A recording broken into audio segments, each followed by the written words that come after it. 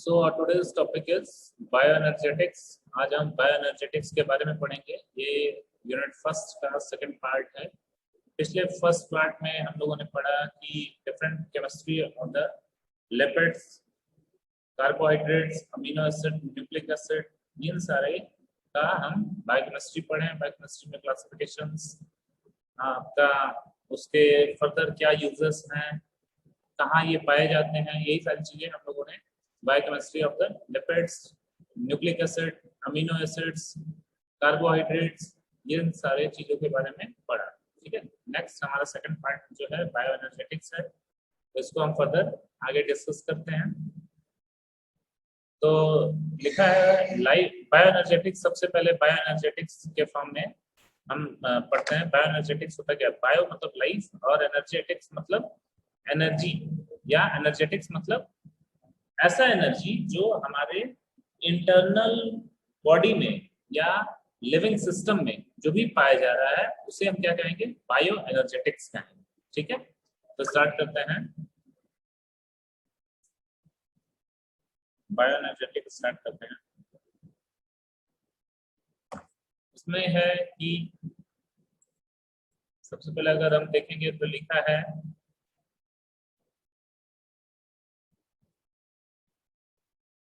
Life is an energy intensive process. मतलब जो हमारा अंदरूनी जो भी प्रोसेस जो मतलब होता है एनर्जी के फॉर्म में, वो उसी से हमारा लाइफ यानी हमारा जीवन चलता रहता है। ठीक है, तो इसलिए लिखा है life is an energy intensive process. ठीक है, नेक्स्ट है it takes energy to operate muscle, extract waste, make new cells, heal wounds, even to think। तो हमारी बॉडी एनर्जी रिक्वायर करती है मसल को ऑपरेट करने के लिए, हाथ पैर इधर उधर हिलाने के लिए, मसल सिस्टम ऑपरेट करने के लिए, फिर जो हमारे वेस्ट प्रोडक्ट हैं उनको बाहर निकालने के लिए, नए सेल्स बनाने के लिए, कोई भी घाव या चोट है उन्हें भरने के लिए, और यहाँ तक कि सोचने के लिए भी हमें एनर्जी की जरूरत पड़ती है। नेक्स्ट स्लाइड देखेंगे।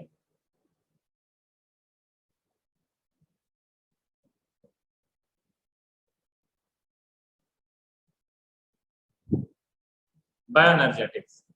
बायोएनर्जेटिक्स होता क्या है? It is a discipline within biochemistry dedicated to the study of energy flow within the living system. मतलब हम लोग ये एक तरह से बायोकेमिस्ट्री का ही एक पार्ट है बायोएनर्जेटिक्स, जो कि जिसमें हम लोग पढ़ते क्या है कि हमारा एनर्जी फ्लो, हमारा शरीर में कह सकते हैं ऊर्जा का संचार कैसे होता है और कहाँ होता है, that flows with in the living system, मतलब विद इन द बॉडी। ठीक है, और इसी ओवरऑल स्टडी को क्या कहते हैं? बायो एनर्जेटिक्स कहते हैं। तो बायो फॉर लिविंग सिस्टम और body, and energetics means energy, ऊर्जा जिसे हम कहते हैं।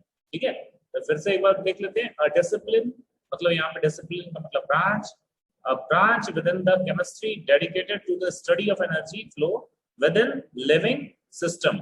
ठीक है, उसी को क्या कहेंगे? बायो एनर्जेटिक्स कहेंगे। ठीक है, नेक्स्ट स्लाइड देखते हैं। अब क्वेश्चन ये अराइज होता है कि एनर्जी क्या है? एनर्जी क्या है? क्वेश्चन ये अराइज होता है, एनर्जी मतलब, फिर से एक बार रिपीट कर दे रहे हैं, एनर्जी मतलब ऊर्जा। एनर्जी हम लोग पढ़े भी होंगे, energy can neither be created nor destroyed, ये सारी चीजें वर्ड्स पढ़े होंगे। ठीक है, तो फिर स्टार्ट करते हैं कि एनर्जी क्या है। Capacity to perform work. हम कैसे जानेंगे कि हमारे अंदर एनर्जी है कि नहीं है?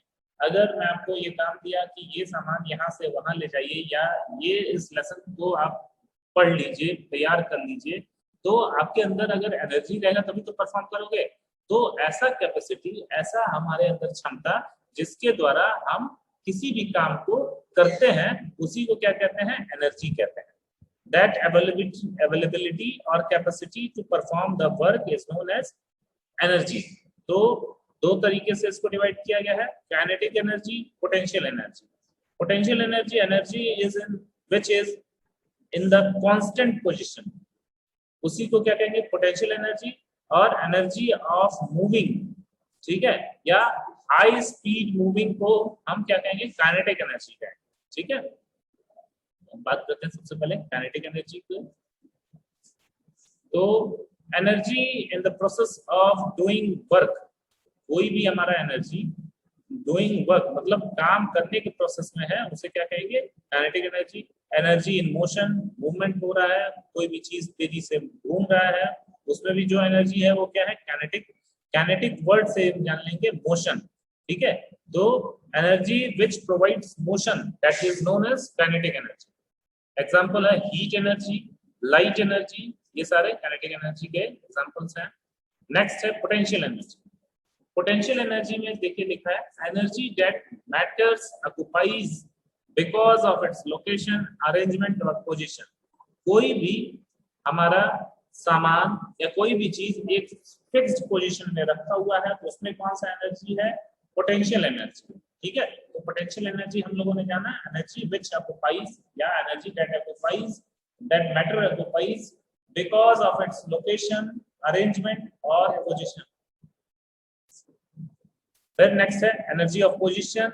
एग्जांपल इसका देखेंगे वाटर बिहाइंड अ डैम, मतलब एक डैम के दूसरी तरफ जो वाटर है वो कौन से पोजीशन पे है, वो पोटेंशियल एनर्जी की पोजीशन पे है। ठीक है, वो क्योंकि स्टिल मतलब एक फिक्स्ड जगह पे है, वो वाटर रुका हुआ है, तो डैम के तरफ, डैम मतलब बांध, और फिर उसके तरफ वो दूसरी तरफ वाटर रुका हुआ है, तो वो क्या है, पोटेंशियल एनर्जी है। यहाँ पे एक एग्जांपल दिया है केमिकल एनर्जी, मतलब उसमें गैस का एक एग्जांपल है केमिकल एनर्जी का। those energy in which some chemical is there is known as chemical energy।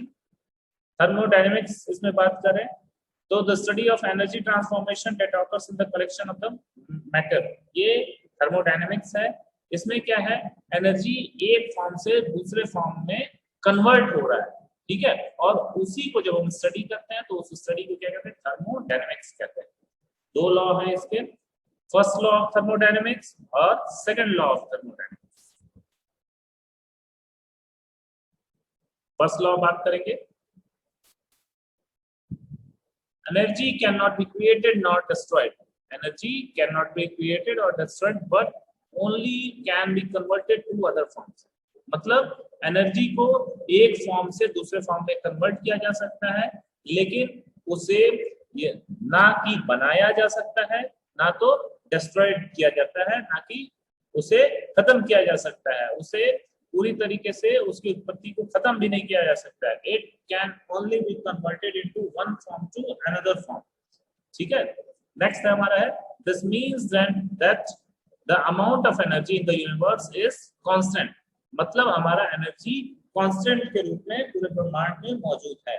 ठीक है, उसको बस हम एक फॉर्म से दूसरे फॉर्म में कन्वर्ट करते रहते हैं।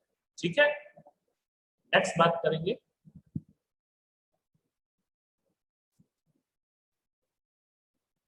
तो हम लोगों ने पढ़ा सबसे पहले फर्स्ट लॉ ऑफ थर्मोडायनेमिक्स।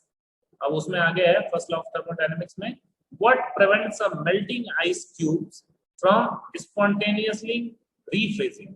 मतलब क्या ऐसा प्रिवेंट करता है कि हमारा जो आइस क्यूब मेल्ट हो रहा है वो रीफ्रीजिंग नहीं हो पा रहा है।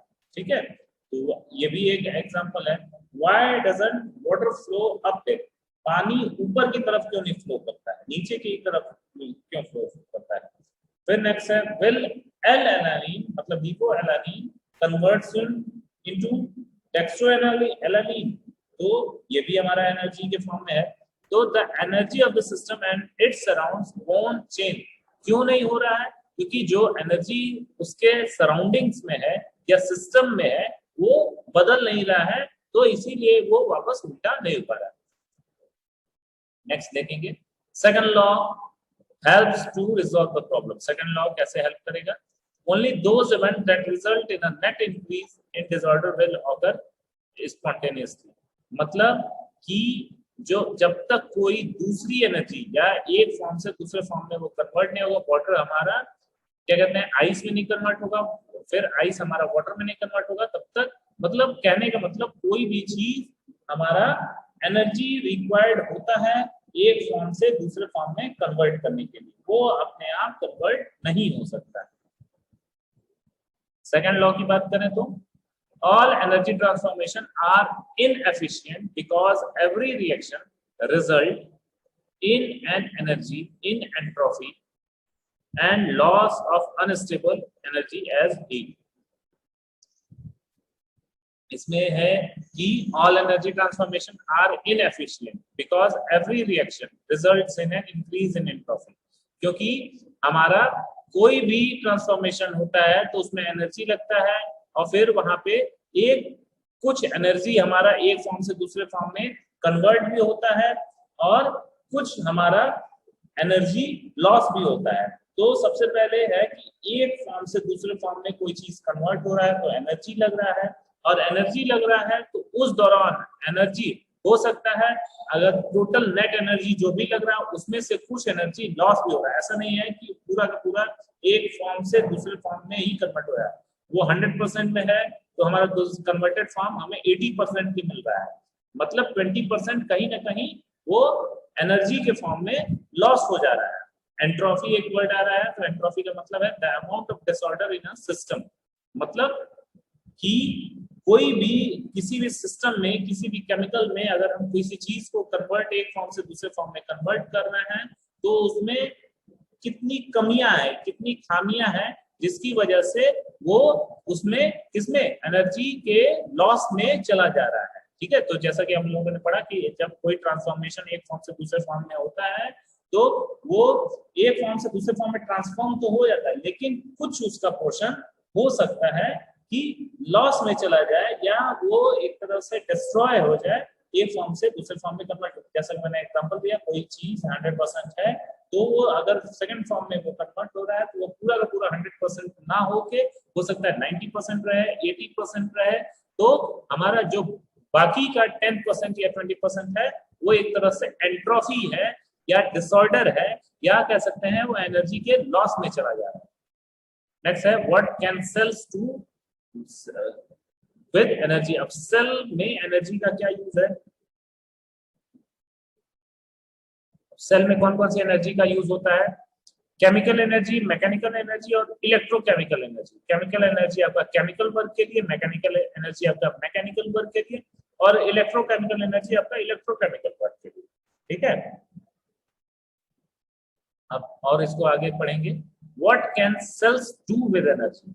सेल्स क्या करता है एनर्जी के साथ, या एनर्जी की क्या रिक्वायरमेंट होती है हमारे सेल्स में।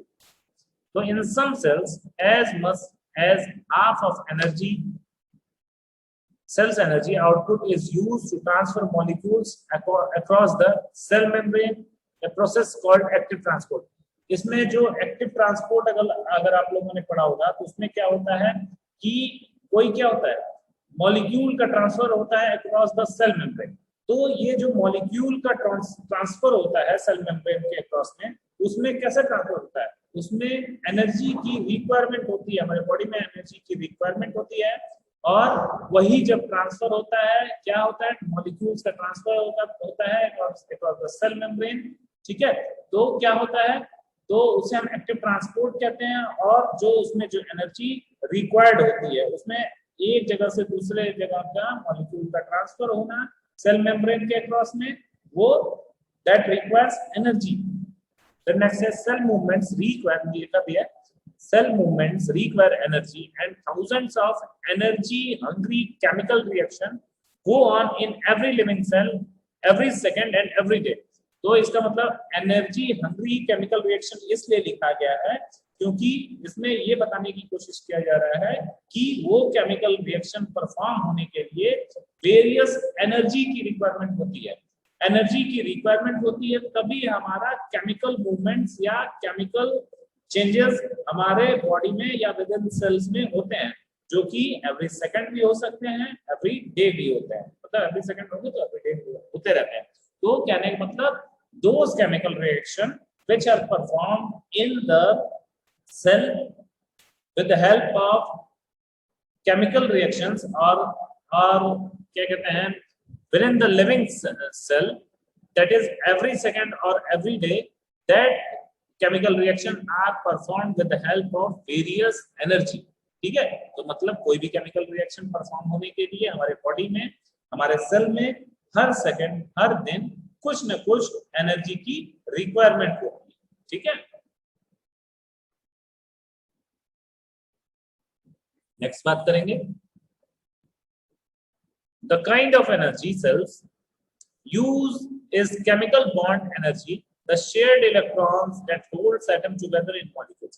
अब इसमें जैसे हम लोग पढ़ते हैं कि एनर्जी या केमिकल रिएक्शंस हो रहे हैं, तो बॉन्ड ट्रांसफर हो रहा है या एक बॉन्ड वहां पे क्या कहते हैं कोई दूसरा वहां पे केमिकल आके जुड़ रहा है, तो कोई दूसरा केमिकल या तो लूज कर रहा है, तो ये सारे लूज होना, एक केमिकल का लूज होना या एक केमिकल का उससे जुड़ना दूसरे केमिकल में जुड़ना, इन सारे चीजों के लिए ओवरऑल एनर्जी की रिक्वायरमेंट होती है।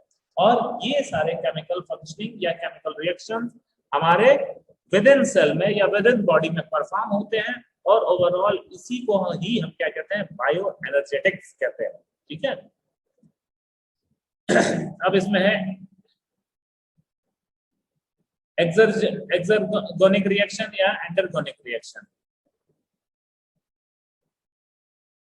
तो एंडरगोनिक रिएक्शन में पढ़ेंगे chemical reaction that requires the net input of energy, ऐसा केमिकल रिएक्शन जिसमें से हमारा मैक्सिमम से मैक्सिमम इनपुट ऑफ एनर्जी चाहिए एक फॉर्म से दूसरे फॉर्म में चेंज होने के लिए। जैसे हमारा एक पहला एग्जांपल है फोटोसिंथेसिस, ठीक है। फोटोसिंथेसिस तो आप देखेंगे 6CO2 + 6H2O that gives 6H12O6 + 6O2, ठीक है।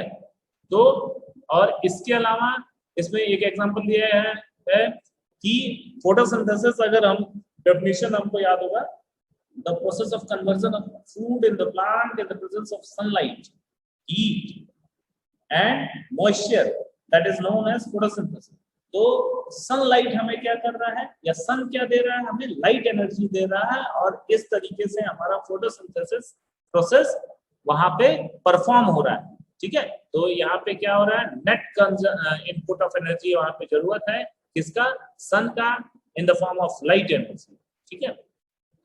नेक्स्ट बात करें एक्सर्गोनिक एनर्जी रिएक्शन, तो chemical reaction that releases energy. अब पहले वाले इसमें क्या था, एनर्जी की रिक्वायरमेंट हो रही थी, और इसमें क्या है कि एनर्जी का, इसमें क्या है, कोई भी ऐसा केमिकल रिएक्शन हो रहा है जिसमें से एनर्जी रिलीज हो रहा है, जिससे हमें एनर्जी मिल रहा है। अब देखिए इसमें हमारा एनर्जी एटीपी के फॉर्म में, एडिनोसिन ट्राइफॉस्फेट के फॉर्म में एनर्जी मिल रहा है। देखिए C6H12O6 that is glucose plus oxygen 6, तो हमें क्या मिल रहा है, ग्लूकोज प्लस ऑक्सीजन में 6CO2 + 6H2O + ATP, मतलब एडिनोसिन ट्राइफॉस्फेट।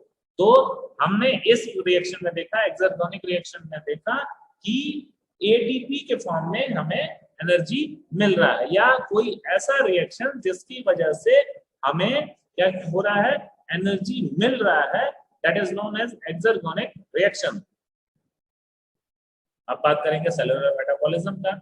सेल्स यूज, इसमें इस पूरे यूनिट में या इस बायो एनर्जेटिक्स में हम सिर्फ यही पढ़ेंगे कि किसी भी केमिकल रिएक्शन के लिए, किसी भी बायोकेमिकल रिएक्शन के लिए, किसी भी बायोकेमिकल पाथवे के लिए हमारा वेरियस एनर्जी रिक्वायर्ड होते हैं, यही ओवरऑल क्या होते हैं, बायो एनर्जेटिक्स होते हैं, और कुछ नहीं है इसमें, ठीक है।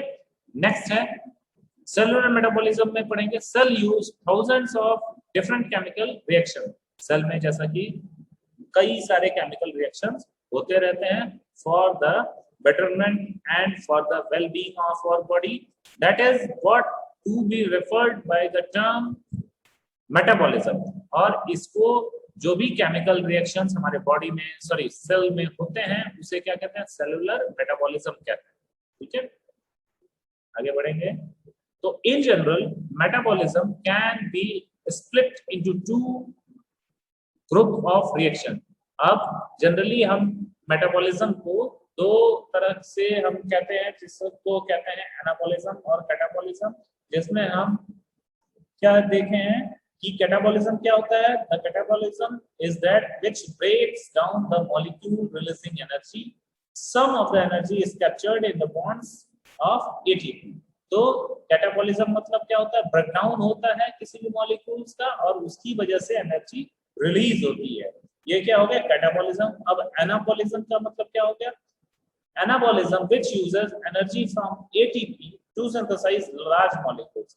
ध्यान रहे एनाबॉलिज्म में क्या था, लार्ज मॉलिक्यूल का बनना हो रहा था, और कैटाबॉलिज्म क्या हो रहा था, किसी भी मॉलिक्यूल्स का ब्रेकडाउन हो रहा था। ठीक है, और कैटाबॉलिज्म में ये भी हो रहा था कि इसमें रिलीज एनर्जी रिलीज हो रहा था, एंड एनाबॉलिज्म में क्या हो रहा है कि एनर्जी का यूज हो रहा है इन द सिंथेसिस और formation of the large molecules. ठीक है, इसी को क्या कहेंगे, कैटाबॉलिज्म और एनाबॉलिज्म। कैटाबॉलिज्म आपका एक्सर्जोनिक में आएगा और एनाबॉलिज्म आपका एंडरजोनिक में आएगा। ठीक है, तो ये हो गया हमारा क्या कहते हैं कैटाबॉलिज्म और एनाबॉलिज्म। नेक्स्ट बात करेंगे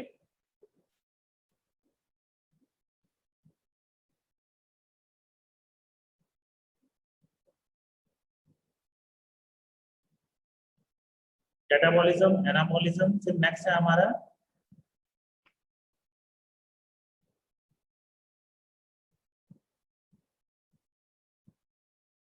एनाबॉलिक पाथवे। ठीक है, अब एनाबॉलिक पाथवे में जैसा कि एनाबॉलिज्म में हम लोगों ने क्या पढ़ा है, मैक्रो मॉलिक्यूल्स या लार्ज मॉलिक्यूल्स या किसी भी मॉलिक्यूल्स का सिंथेसिस होना with the help of energy या एटीपी। ठीक है, तो एनाबॉलिक पाथवे में सीधी सी बात है, हम लोग सिर्फ और सिर्फ फॉर्मेशन पढ़ेंगे। ठीक है, metabolic reaction which consume energy endergonic to build complicated molecules from simpler compounds. मतलब मेटाबॉलिक रिएक्शन में या एनाबॉलिक पाथवे में यही होता है कि इसमें एनर्जी का कंजप्शन होता है फॉर द बिल्डिंग या for the formation of the complicated molecules from the simpler molecule. मतलब सिंपलर कंपाउंड से कॉम्प्लिकेटेड कंपाउंड बनते हैं। इसका एक एग्जांपल है आपका फोटोसिंथेसिस। नेक्स्ट बात करेंगे कैटाबॉलिक पाथवे। कैटाबॉलिक पाथवे में जैसे हम लोग पढ़ रहे थे, क्या हो रहा था, ब्रेकडाउन हो रहा था।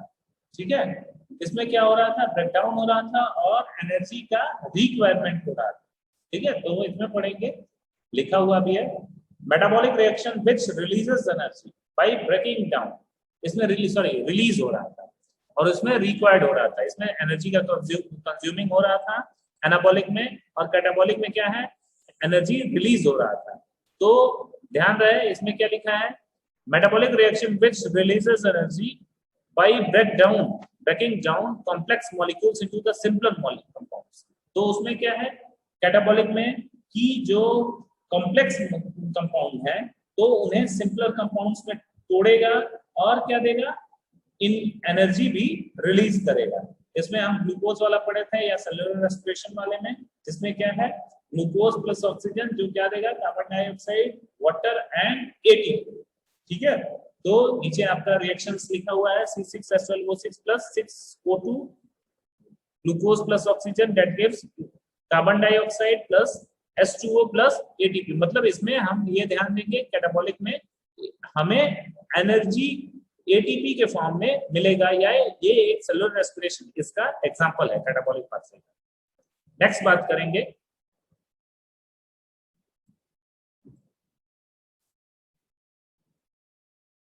अब बात करते हैं एटीपी क्या है। एटीपी हम लोगों ने पढ़ा ही भी है, adenosine triphosphate. ATP is the universal energy carrier, ये एनर्जी कैरियर होता है। Most cell processes use the same energy source. ATP का हम लोगों ने बहुत सारे जैसे कि हम लोग बायोकेमिस्ट्री पढ़ रहे हैं, वेरियस पाथवे में या वेरियस बायोकेमिकल पाथवे में इसका हम यूज देखे होंगे। ठीक है, ये एक तरह से हमारा एनर्जी कैरियर होता है, तो एक फॉर्म से दूसरे फॉर्म में कन्वर्ट भी होता रहता है। ठीक है, तो लिखा हुआ है most cell processes use the same energy source, the rechargeable energy carrier adenosine triphosphate that is ATP। ठीक है, तो क्या होता है, ये एनर्जी सोर्स को किसी भी उसी क्या कहते हैं, बहुत सारे सेल होते हैं वो क्या करते हैं, सेम एनर्जी सोर्स को as a rechargeable energy carrier रखते हैं, और किस फॉर्म में रखते हैं, एटीपी के फॉर्म में रखते हैं, ताकि वो हमें एक तरह से काम देता रहे। ठीक है, नेक्स्ट बात करेंगे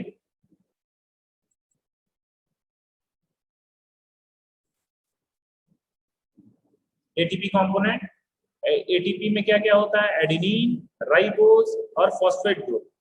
adenine nitrogenous base, ribose 5 carbon sugar और फॉस्फेट ग्रुप में चेन ऑफ 3। ठीक है, तो ये हमारा है। एटीपी काम कैसे करता है? The phosphate groups are held to each other by very high energy chemical bond. जो जैसे फॉस्फेट ग्रुप है वो उसमें बहुत सारे एनर्जी रहते हैं उसके केमिकल बॉन्ड्स में। ठीक है, under certain conditions the end phosphate can break away and the energy releases to the energy hungry reaction that keeps a cell alive। इसमें क्या होता है, कुछ रिएक्शंस होते हैं जिसमें हमारा फॉस्फेट ग्रुप जो होता है वो ब्रेक डाउन हो तो टूटने लगता है। जब टूटने लगता है तो उसमें से एनर्जी जो रिलीज होते हैं और वेरियस केमिकल रिएक्शन में उस एनर्जी का रिक्वायर्ड होता है और इस तरीके से हमारा वो बायोकेमिकल रिएक्शन परफॉर्म होता है। नेक्स्ट बात करेंगे, इसके अलावा ये भी है, when the end phosphate is released, what is the left ADP? सीधी सी बात है कि जब ATP में से जब एनर्जी रिलीज हो जाएगा तो हमारा क्या बचेगा, ADP, जिसे कहेंगे adenosine diphosphate. This changes from tri to di is taking place constantly as ATP circulates through cells। जैसा कि हम लोग देखे भी है वेरियस केमिकल रिएक्शन में, ATP हमारा ADP में चेंज हो रहा है, वही ATP एनर्जी प्रोवाइड करके उस केमिकल रिएक्शन में या एक तरह से कैटलिस्ट की तरह काम करके उस केमिकल रिएक्शन में वो किस फॉर्म में कन्वर्ट हो जाता है, एडीपी के फॉर्म में कन्वर्ट हो जाता है। नेक्स्ट बात करेंगे, the recharging of ADP to ADP requires huge energy and investment and that energy comes from the food we eat. अब देखिए एटीपी से हमारा एटीपी तो बन जा रहा है, अब एडीपी से एटीपी कैसे कन्वर्ट होगा, वो उसके लिए बहुत सारे एनर्जी की जरूरत होती है और उसके लिए हमें न्यूट्रिशनल रिच डाइट लेना होगा। That nutritional rich diet converts the ADP again into the ATP. Hydrolysis अगर देखेंगे एटीपी का तो ATP plus H2O that gives ADP plus P. ठीक है, एक्सरजेनिक। ठीक है आपका ये हमारा जैसे दिखा रहा है कि ये क्या कहते हैं, एटीपी का जब हाइड्रोलिसिस हो रहा है तो क्या कर रहे हैं, एडीपी के फॉर्म में कन्वर्ट हो जा रहा है।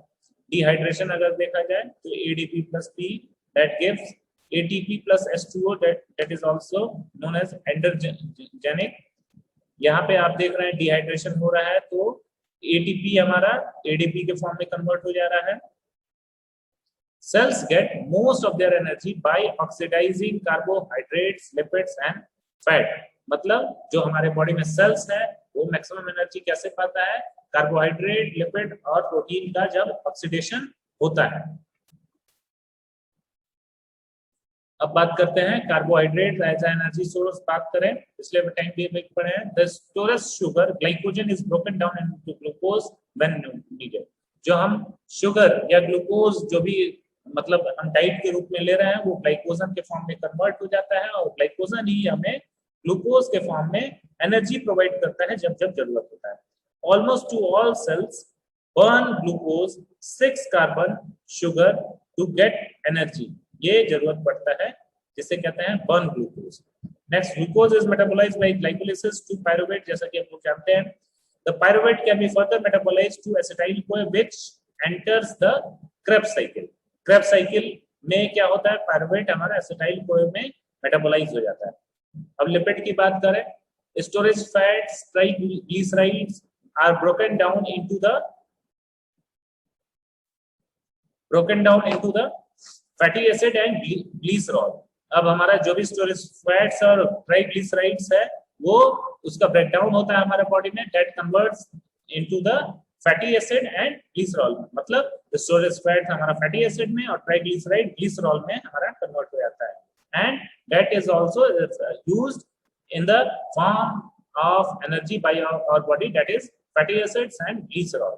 नेक्स्ट बात करेंगे, fatty acids are split into the 2 carbon pieces acetyl CoA which feed into the Krebs cycle. तो फैटी एसिड किसमें टूट जाता है, 2 कार्बन पीसेस में और एसिटाइल-CoA में, जो कि क्रेब्स साइकिल में जरूरत पड़ता है। अब प्रोटीन की बात करें तो protein are degraded into amino acids, जैसा कि अभी हम लोग पिछले लेक्चर्स में डिस्कस किए थे कि प्रोटीन हमारा फर्दर अमीनो एसिड में डिग्रेड टूट जाता है और फिर क्या होता है, प्रोटीन या अमीनो एसिड का वेरियस क्लासिफिकेशन भी हम लोगों ने पढ़ा था। तो फिर इसमें लिखा है nitrogen from the amino acid amino group is eliminated as urea. जो अमीनो ग्रुप में से या अमीनो एसिड में से जो नाइट्रोजन रहते हैं वो यूरिया के फॉर्म में बाहर निकाल दिए जाते हैं, एलिमिनेट हो जाते हैं। नेक्स्ट है एनर्जी रिलीजिंग रिएक्शंस की वजह से हमारा एटीपी बनता है। फिर तो एनर्जी रिक्वायरिंग रिएक्शन जिससे हमारा एनर्जी रिक्वायर होता है एटीपी के फॉर्म में और उससे हमारा सेलुलर वर्क परफॉर्म होता है। ठीक है, नेक्स्ट बात करेंगे to maintain your body at rest you need about 2000 calories per day. हम एक रेस्टिंग कंडीशन में हमारा बॉडी कितना एनर्जी मांगता है, 2000 कैलोरी पर डे मांगता है। नेक्स्ट इसको क्या कहते हैं, बेसल मेटाबॉलिक रेट इसे कहते हैं BMR। You could get this much energy from 500 gram of sugar. 500 gram sugar के साथ you can get this much energy from. अब 2000 कैलोरी कहां से पा सकते हैं, 500 ग्राम ऑफ शुगर से पा सकते हैं या 222 ग्राम फैट से पा सकते हैं। ठीक है, तो ये दिया है 2000 ग्राम पर 4 calorie per gram that is equal to 500 gram. ये हमारा एक कैलकुलेशन है। तो ओवरऑल हम जानेंगे हम 2000 कैलोरी कहां से पाएंगे, 500 ग्राम शुगर से या 222 ग्राम फैट से। In the American diet about 65% of energy comes from sugar and 35% from fat। तो 2000 कैलोरी हम ओवरऑल कहां से पा सकते हैं, 65% शुगर से और 35% फैट से। नेक्स्ट बात करेंगे ATP is the main energy carrier. जैसा कि हम लोगों ने ओवरऑल पढ़ा बायोएनर्जेटिक्स में, एटीपी हमारा मेन एनर्जी कैरियर है। That ATP when releases its energy is converted into the form of the ADP जिसे हम कहते हैं एडिनोसिन ट्राइफॉस्फेट।